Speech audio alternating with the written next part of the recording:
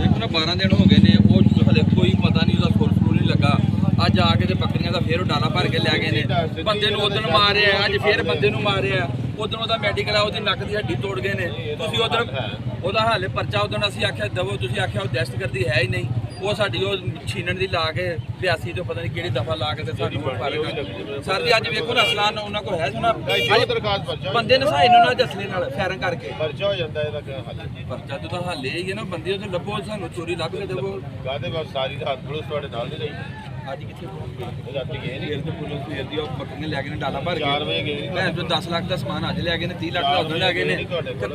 ਕੋਈ ਗੱਲਬਾਤ ਨਹੀਂ ਕੋਈ 3 ਵਜੇ ਦੇ ਫੋਨ ਕੀਤਾ ਵੇ 4 ਵਜੇ ਪੁਲਿਸ ਹੁੰਦੀ ਹੈ 4 ਵਜੇ ਕਾਲ 4 ਵਜੇ 3 ਵਜੇ ਕੇ ਕੁਝ ਮਿੰਟਾਂ ਤੋਂ ਸਵਾਲ